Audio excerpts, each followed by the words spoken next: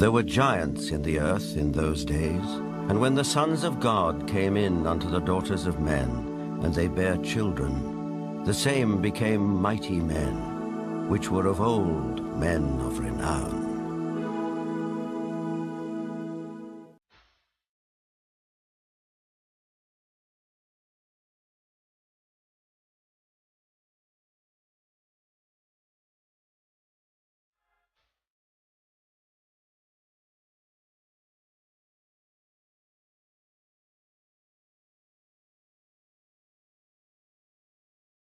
The Maya and Incas of South America believed a race of giants existed on Earth before the Great Flood. So did many other ancient civilizations. Some took them for gods, others left likenesses of them in stone, or wrote about them in their histories. The Greeks and Romans told of blood falling from heaven and landing in the lap of the earth goddess Gaia, who gave birth to the Titans, a race of fearsome giants.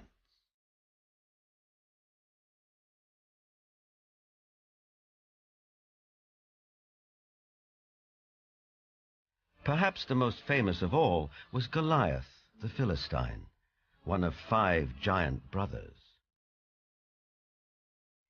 Vendell Jones is an archaeologist with a style of his own. He spent a lifetime tracking down Goliath and the Ark of the Covenant, with which the Jewish holy book of the Midrash tells us the giant made off. Goliath thrashed his way through the Israeli soldiers, ran over and scooped the ark up on his shoulder, slew Pinchas and Hophni, and took the ark back to the camp of the Philistines. It was in this field, 15 miles southwest of present-day Jerusalem, that legend says Goliath was finally slain. Not by a giant warrior like himself, but by a puny boy, David, who, as this 9th century BC tablet indicates, would later become king of the Israelites. David reached into his script. He pulled out this black thing with long leather straps, and he put it on his arm and wrapped it like this, and said, "You have come against me with a buckler and the armor and a shield and a sword, but I'm coming against you in the name of the Lord God of Israel." Then he reached in and pulled out another set of leather straps, but this one had a stone in it.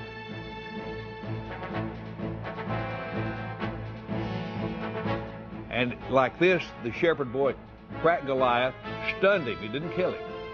On his hands and knees, David ran over and took the sword of Goliath, this enormous sword that had killed Hophni and Pinchas.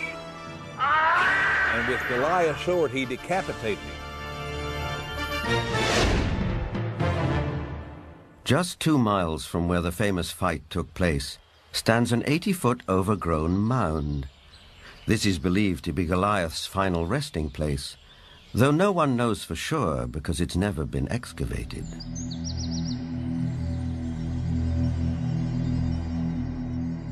In the American Midwest, there are also many large mounds, which are said to be graves.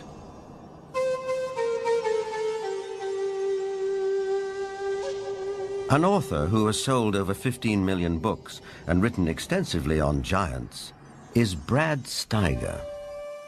Mass graves of giants were opened. Some of the men 8 feet tall, some of the women 7 feet tall, some records of men 10 feet tall, and extremely large skulls. And extraordinarily, some of these skulls had horns, some had extra rows of teeth, some had other what we would call anomalies, but they were extraordinarily large skulls and extraordinarily large people. A maverick archaeologist who has long been fascinated by legends of American giants is David Hatcher Childress. A number of mounds in the Midwest in America were excavated starting in around 1850.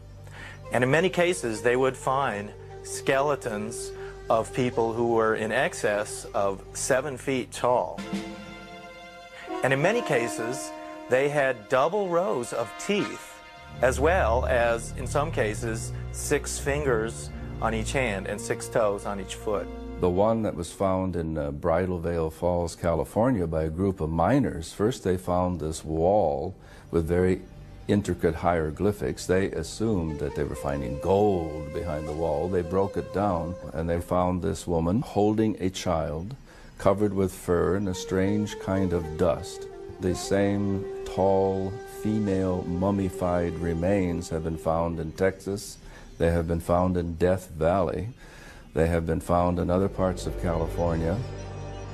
These old photographs and newspaper clippings are all that survive of these mysterious giants.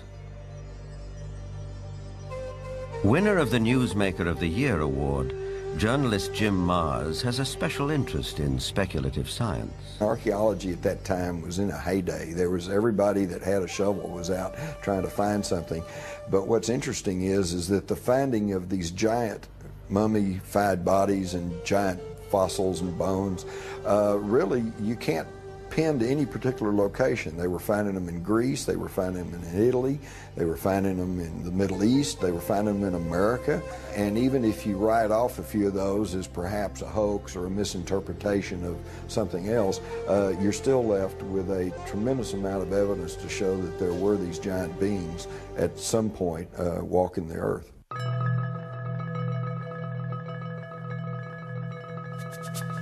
In 1912, ranchers started coming to this isolated cave near Lovelock, Nevada, to dig out bat guano for fertilizer. Inside, a surprise was waiting for them. They began excavating the 10 to 15 feet of guano that was here in this cave. They started discovering some unusual artifacts. They found duck decoys and baskets, other things for hunting and fishing in the nearby lake that's now drying up. But then they made some very unusual discoveries, and those were of red-haired giants that were mummified. These giants were 6.5 to 7 feet tall. In many cases, they were mummified, wrapped up like Egyptian mummies, and they had long red hair going down to their shoulders. The ranchers couldn't explain it. It was the strangest thing they'd ever seen. But the Paiute Indians who lived around here knew all about it. In fact, back in 1883, Sarah Winnemucca, a Paiute Indian princess, had written a book called Life Among the Paiutes. In that book, she talked all about the giant, red-haired people who used to live around this lake and live in this cave. She claimed they were cannibals. That tribe would eat the dead. They would make war on my people. My people went to work and gathered wood to fill up the mouth of the cave. At last my people set it on fire and called out to them, "Give up or you will die." But no answer came. Now, one of the great mysteries of the West is what happened to these giants? There was nearly 60 skeletons brought out of this cave, but today they're nowhere to be found. Is it that there is some kind of archaeological cover-up that has occurred here? Something that concerns giants? Perhaps the entire story may be a rural legend, or like tons of buffalo bones, the remains may have been burned and used with the bat guano as fertilizer. Whatever the explanation, proof that there were giants here has disappeared. Yet at the same time, tantalizing clues to their existence can be found all over the world.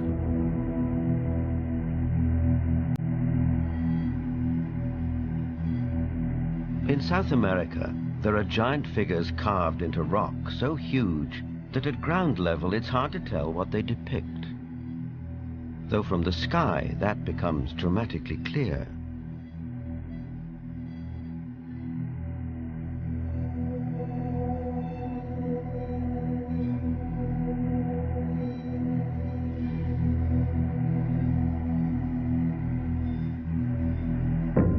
This one in Chile, known as Cerro Unitas, at over 300 feet high, is believed to be the largest representation of a human-like figure in the world. Who carved it and why remains a mystery.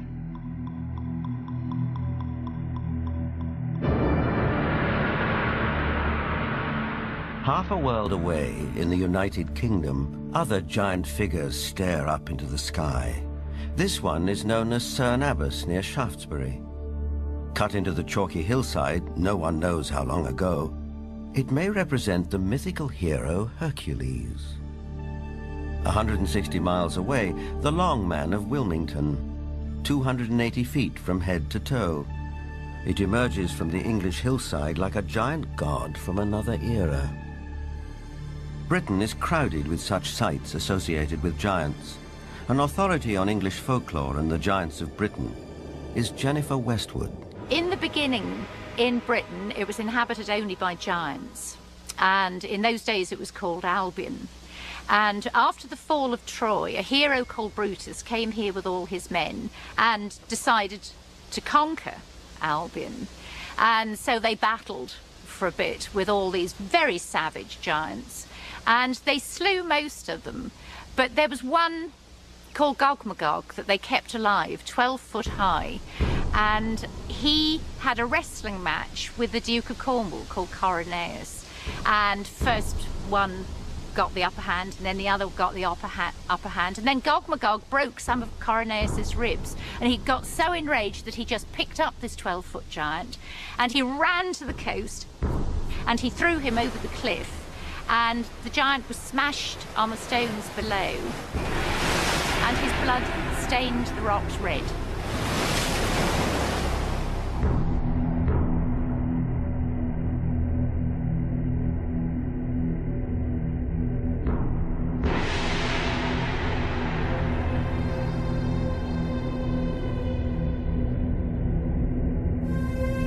Giants also figure in the mythology of Stonehenge, arguably the most famous megalithic structure in the world.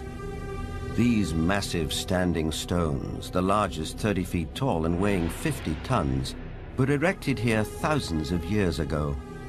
The early Britons called the stone circle the Giant's Dance and believed giants had built it. Who really built Stonehenge and how they did it are enduring mysteries. Perhaps in the end, we have to turn to legends for an answer. This was somebody in the past with a technology that we don't have, or a magical skill we don't have, creating these things.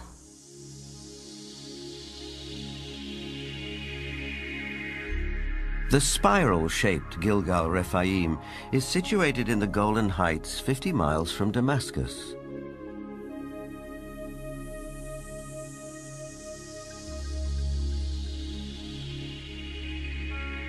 Constructed from an estimated 40,000 tons of loose rocks, it is remarkably reminiscent of Stonehenge. Both have been dated at around 5,000 years old and have similar megalithic stones. And like Stonehenge, Gilgal is also said to be associated with giants. Only in this case, there's biblical text which seems to support the claim.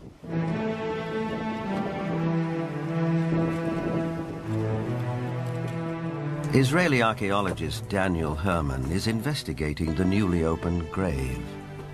This is a tomb of someone, obviously a very powerful man. Look at the size of the stone slabs used. This must have taken an enormous amount of time and effort to construct.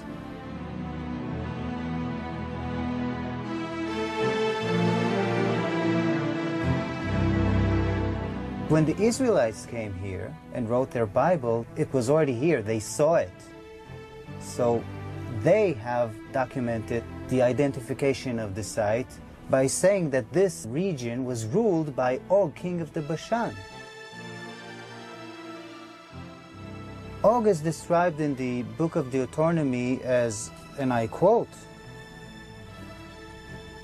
"For only Og, king of Bashan, remained of the remnant of the Rephaim." Rephaim is Hebrew word for giants.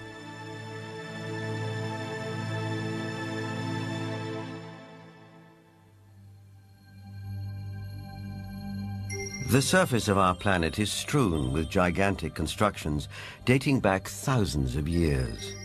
They're in the deserts, on the plains, under the oceans, high on the mountains, like those in South America. I think the world looked like the cities we see in Machu Picchu, Tiahuanaco, Sacsayhuaman. I think it was a world peopled by giants who structured their buildings out of massive building blocks, 500-ton, 250-ton blocks. Massive ruins, the scale of which stagger the imagination, are found throughout Central and South America.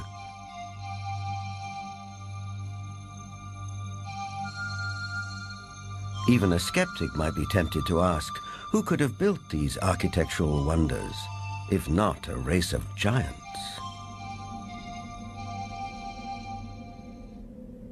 People of the Mediterranean island of Malta have an ancient belief that their island was known as the last stronghold of the giants of Europe. An explorer who has made a lifelong study of megalithic structures is the best-selling author of The Eyes of the Sphinx, Eric von Daniken. Malta has gigantic temples. They date really back to the past. Nobody knows exactly, but 5,000 years at least BC. And one of the temple in Gozo, still today, has the name the Temple of Giant, Gigantia, they call it there. A local legend says the temple was built by the giantess Sansuna. The blocks are so huge, so heavy, that no normal human being could have moved it. In Bolivia, only 30 kilometers from Lake Titicaca, there are gigantic stone platforms all over the place. The largest of it was once 29 meters long. Its weight has been calculated with 900 tons. Now, this is on a place where we are 4,100 meters high in the Andes, which means there are no trees, no wood, nothing. It is not possible to transport a 900-ton platform without any wooden rollers. Even with wooden rollers, it would be extremely complicated. So these facts are here. You can see them, touch them, photograph them, but there is no explanation for it. For sure, the pre-Inca Indians, the Aymara, were not able to move it. So what is it? What's the result? We don't know. On many places on Earth, we find structures which could be related or to ETs, to a technology which we do not understand, or to giants. ETs, giants, a secret technology? Believers take it in their stride. Here's the best-selling author of Architects of the Underworld, Bruce Rucks. The architects are that race or those races who built all the megaliths in the old world, the pyramids, Stonehenge. They are the people who walked before us, the ones who inhabited this world before we did. We have called them gods. We've sometimes called them giants. They left their handiwork behind, and we have not been able to duplicate it. We've only reached the point now where we can really appreciate it. In Lebanon, 44 miles from Beirut, are the imposing ruins of Baalbek. There is mention of this place in the Old Testament's Book of Kings. Baalbek in particular is a very good example. That has the trilithon. Those are the largest stones in the world ever used for construction. They're so large we don't even know their actual weight. Those stones were somehow quarried, moved 5 miles, lifted 25, 30 feet in the air, and placed together so closely that you can't fit a razor blade or a piece of paper in between them.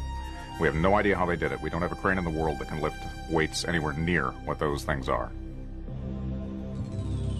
No one knows for sure, but according to Arab tradition, the earliest temples were built here after the Great Flood by a tribe of giants for the biblical king Nimrod.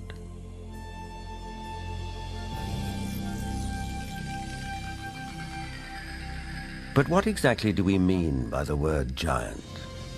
Bloodthirsty monsters like the one-eyed Cyclops of Homer's Odyssey? Or the fee-fi-fo-fum ogres of children's fairy tales? Or could it also include peaceable giants, living as you and I do, walking the streets of our cities in the full light of day.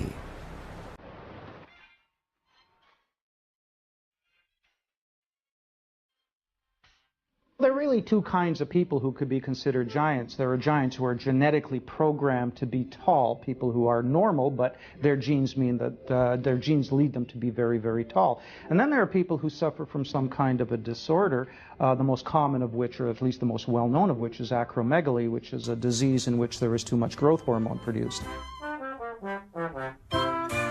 And acromegaly has a lot of effects on the body. It not only leads to excessively tall people, but it also leads to potential problems with the skeleton and potential problems with some of the organs inside.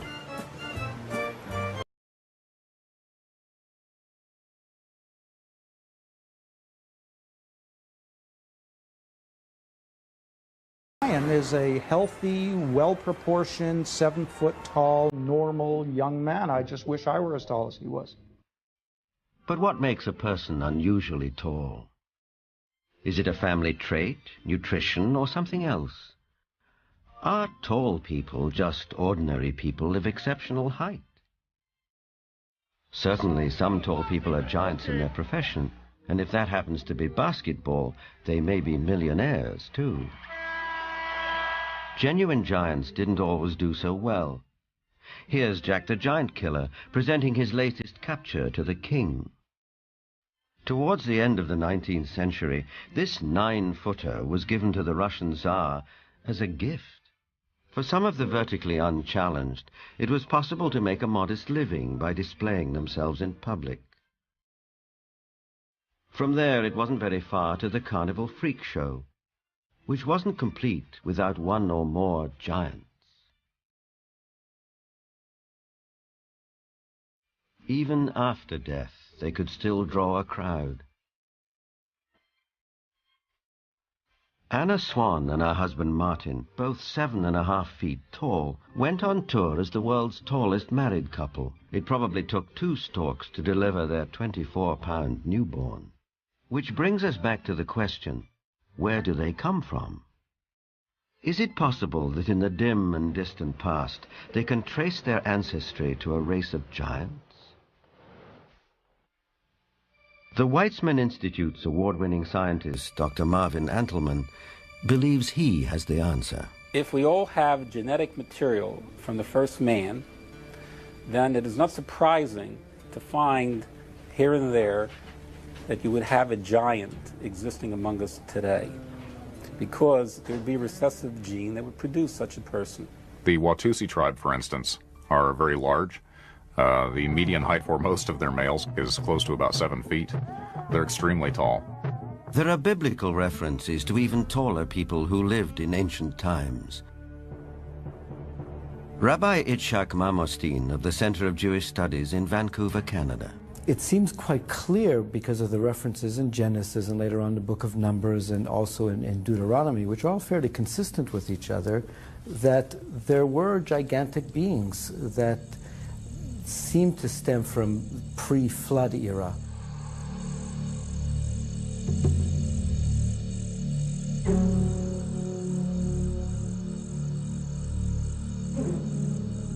Is it possible that environmental conditions of past ages favored the development of giants? Certainly we know from fossil evidence that some species, like dinosaurs, grew many times larger than they do today. A supporter of this thought-provoking and controversial theory is Dr. Carl Bohr. Optimal genetic expression means the best that the organism has within the DNA is expressed because of favorable atmospheric conditions. Based on fossil evidence, trees like the California giant sequoia grew much larger than they do today. One theory explains this by proposing that environmental conditions in the distant past were more conducive to gigantic growth.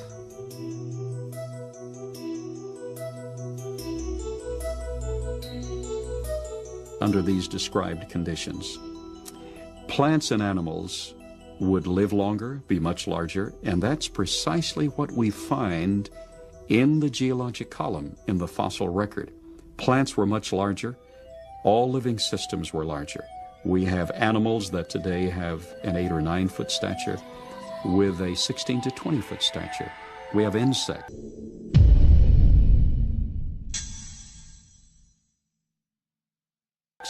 Such as the dragonfly. Today, the dragonfly has perhaps a 4-inch wingspan. In the fossil record, his counterpart, Meganeuropsis, had up to a 5-foot wingspan. Everything was larger in the past. I'm of the opinion that under better atmospheric conditions, people were living not only longer, but they were taller, much taller. Giants and dinosaurs could not exist today as they did in the past because the atmospheric conditions simply will not permit it. We had a greater ozone layer at the time prior to the flood. At the time of the flood, it was diminished to about 1/7 of what it was at that time, and therefore, life on this earth as we know it no longer has the same life expectancy as it did at the time of the flood. A thinning of the ozone layer means less protection from the ionizing radiation from space, and less protection for plants and animals. Being interested in Earth's original conditions, after 35 years of research on those parameters, I've attempted to reconstruct that context. And in so doing, I've had our engineers build a biosphere that doubles the atmospheric pressure, that increases the electromagnetic energy, that increases the ratio of oxygen, but not to the level of toxicity, that eliminates ultraviolet radiation, etc. And the experiments that we've run have been very gratifying.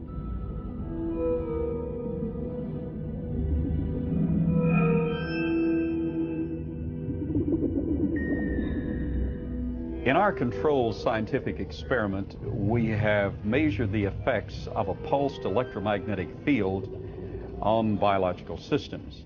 We have these Pacu piranha fish that normally at 3.5 years of age are about this size under optimal conditions.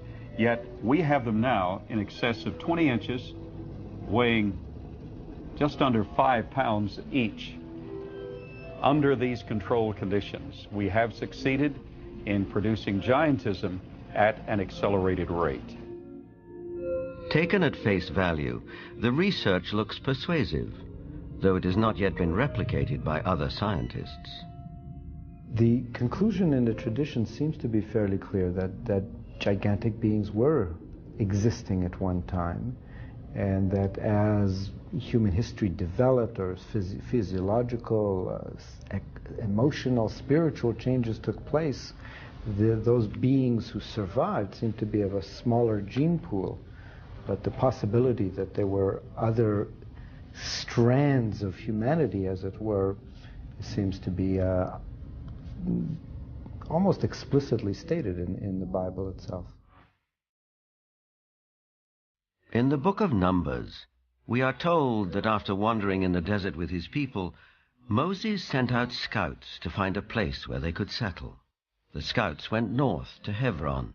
On their return, they reported, "All the people we saw there are men of gigantic size.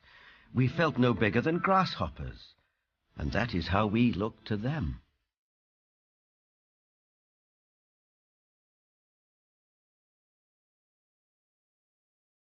The tribes continued northeast to Mount Seir, known today as Petra in Jordan.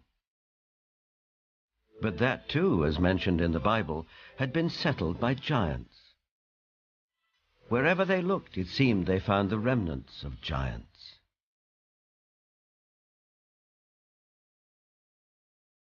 If we look at Scripture, there were giants in the earth in those days.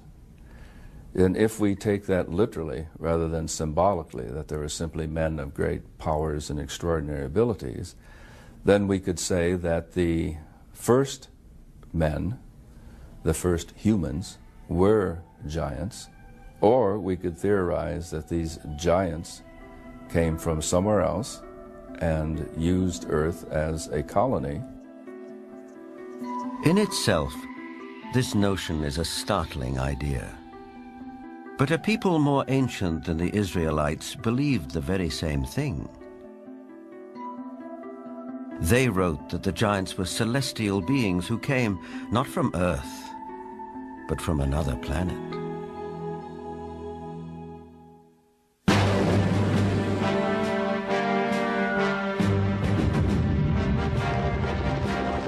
This is the battleground of the Gulf War.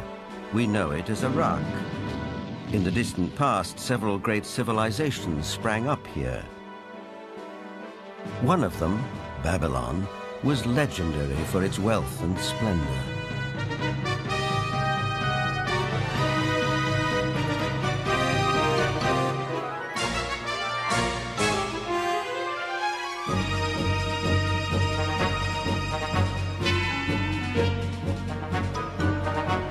But long before Babylon, as long as 6,000 years ago, another remarkable civilization evolved. Its people were the Sumerians, who had an extraordinarily advanced culture. Their list of first just almost sounds like a whole list of our whole society. They had the first bicameral Congress, they had the first writing, they had the first school systems, and you just go on and on and on. So you have to ask, well, where did all this come from? And I think that you need to turn to the ancient Sumerians themselves and listen very carefully to what they have to say, because what they have to say, not just in one place, but over and over and over again, is that they were taught civilization by these beings that came from the heavens to the earth. They called them the Anunnaki.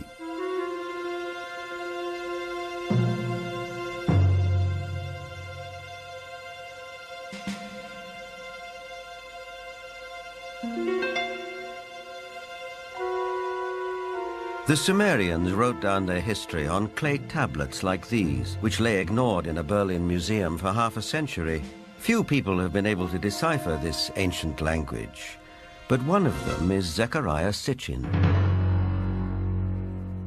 The writings and the pictorial evidence left behind by the Sumerians going back 6,000 years speak and depict people who came from another planet called Nibiru, and many of the depictions show them much bigger, at least by a third, perhaps more than the average human being, so they were giants. This Sumerian cylinder seal from a Berlin museum is astonishing for several reasons. First, it depicts our solar system with the sun at the center and the planets arrayed around it, a fact not known to European science till around 300 years ago. It also shows the planet Pluto, which we didn't discover till 1930. And amazingly, there's another planet, which the Sumerians called Nibiru, and believed that it was from where the Anunnaki, or celestial giants, came from. If you look at the three figures depicted here, they all look more or less the same size. But if you bear in mind that this figure of the deity, that he is seated, and you add from the knee to the hip to his size, you will realize that he is about 10 feet tall, a giant, one of those who from heaven to earth came. Looking for signs of extraterrestrial life, astronomers have searched deeper and deeper into the universe. But all along, maybe they should have been looking closer to home. For it's in our own solar system that a mysterious object has recently been detected, near where the Sumerians placed their planet Nibiru, home of the Anunnaki. For the believers, this is convincing evidence that the celestial giants are real.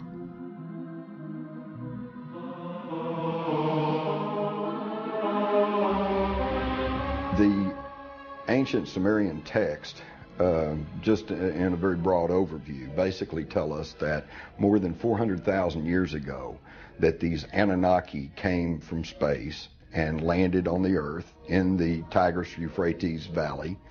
They began to set up a colony that they called Eden.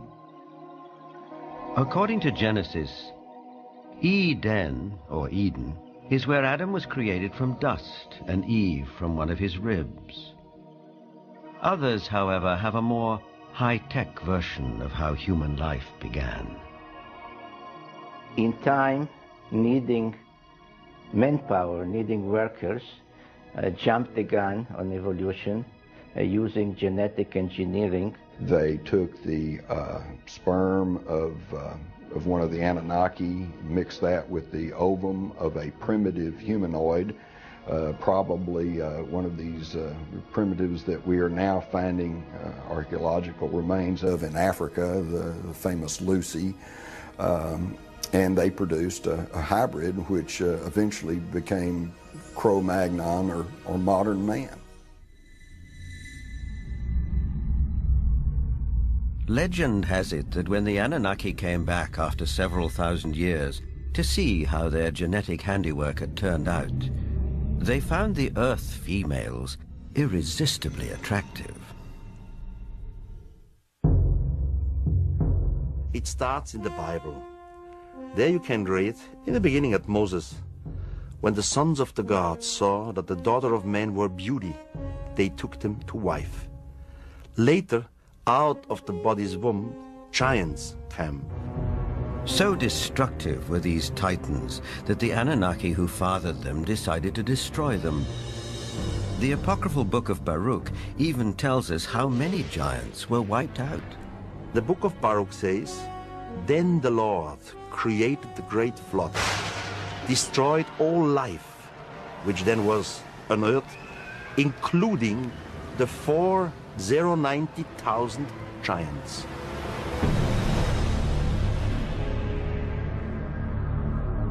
As the story goes, some of the titans survived, but their reign as rulers of the earth was over, and humans became the dominant species.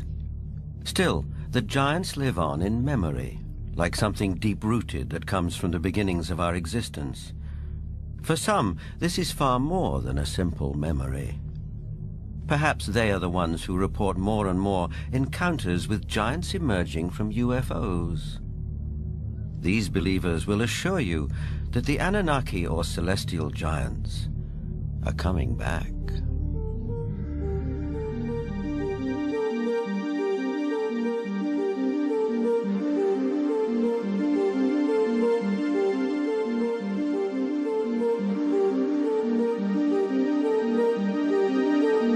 The town of Yatzitz is 25 miles west of Jerusalem. On January the 3rd, 1996, Chief of Security Herzl Constantini was at home when he heard a strange noise outside.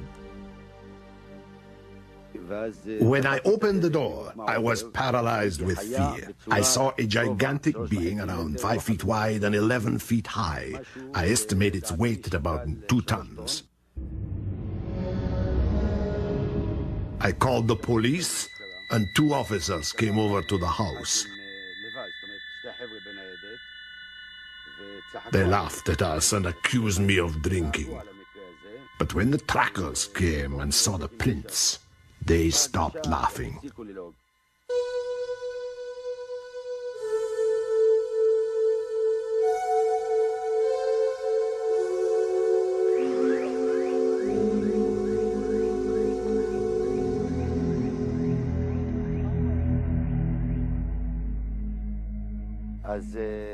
The tracks led right across my field. Many of them were 14 inches deep.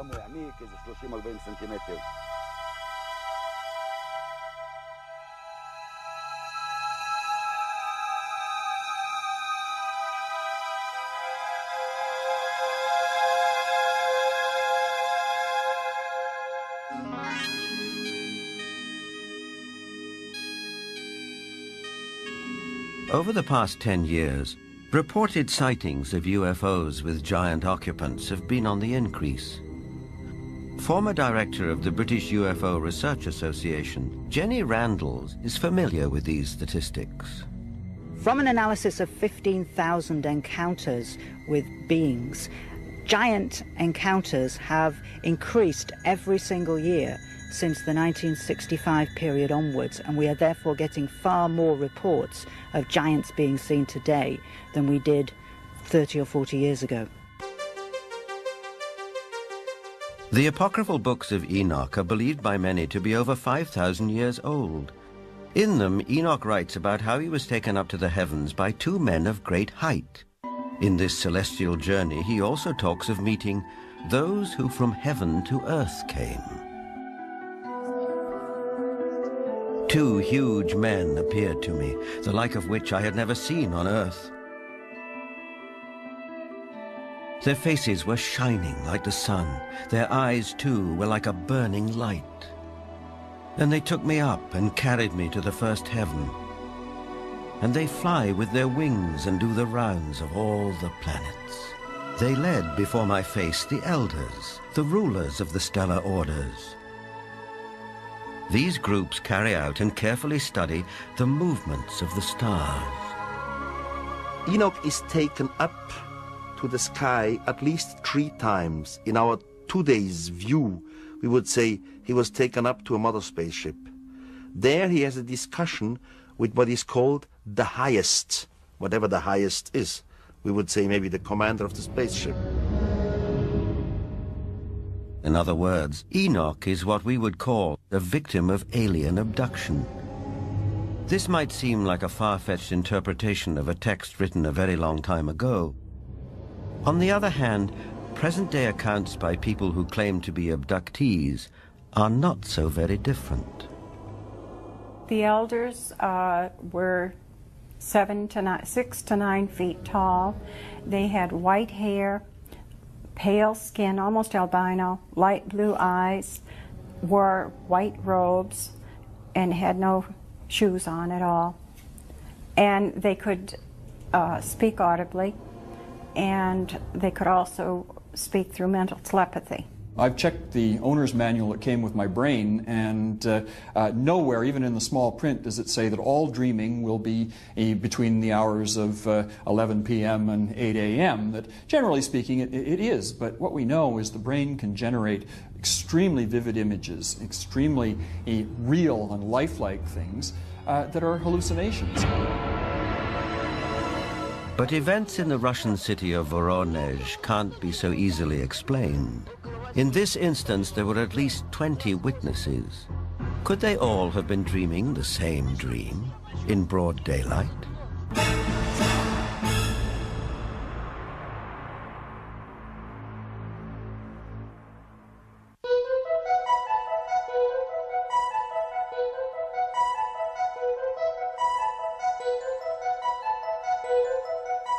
In September of 1989, something happened in the city of Voronezh, 200 miles south of Moscow, which caught the attention of the world press. For several weeks, strange lights were seen over the city. Then on September the 27th, it was reported that a spacecraft landed in one of the city's public parks, from which 3 alien giant figures emerged. Nothing remotely like this had happened in Voronezh before. Before coming to America in 1990, Ukrainian journalist Paul Stonehill covered the Voronezh story for the international press. Top Voronezh researchers of anomalous phenomena, who include scientists, geologists, and also some military people, went to the site immediately thereafter. They were on the site on the 3rd of October studying and collecting specimens.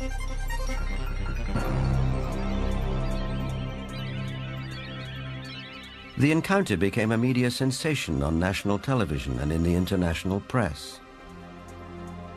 Не было, ну уже хотя бы потому, что не было до сих пор в Воронеже событий подобных тем, а... Drawings of the landings by children who were there capture the event vividly.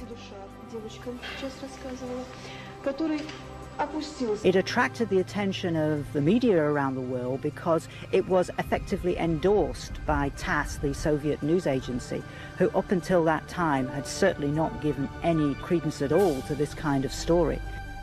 They had the chance to talk to many eyewitnesses, adults as well as kids, policemen, school teachers, students, scientists who had witnessed similar or even differently shaped UFOs. The underlying theme was that giant-like beings exited from strange-looking craft, did some research throughout Voronezh, and were able to get back to their craft and fly away. For once we had a genuine large number of people all correlating with one another, describing the appearance of these giants. So it was not a case of you simply believe a witness or you don't. Here you couldn't fail to believe them because there were so many of them talking in concert. I was standing not far from the main road of the South Park, and I saw this flying object at an approximate height 250 meters. It stayed at the same height and did not move horizontally. I was very interested by all that, because it could not be any kind of meteorological balloon. Squeaking sound.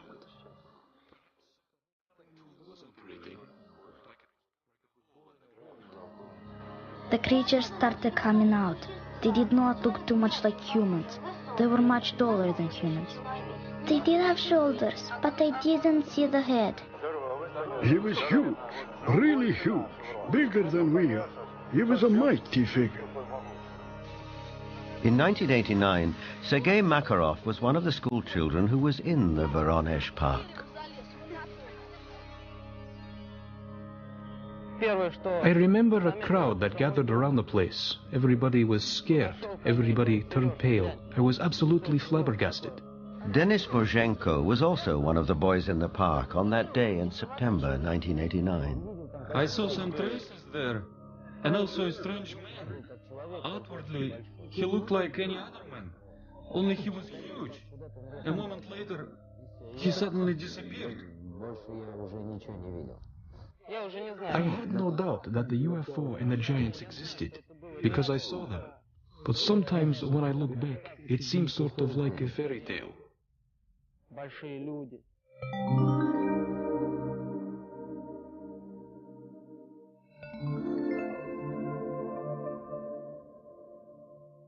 What we're seeing today is very much what we have seen all throughout history. It's nothing new. Anything going on with the UFO phenomenon today is something that has always been around, and you can find it in ancient mythology all over the world.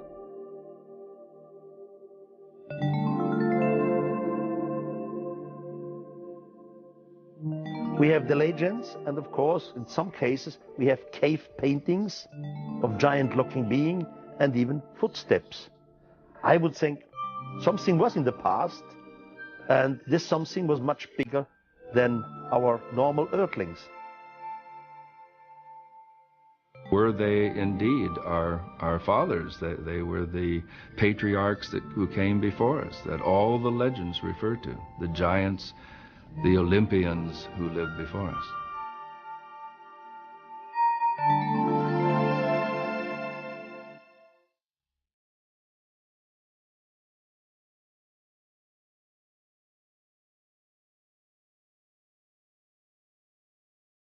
Whether fact or fantasy, giants have occupied our collective consciousness for as long as we can remember.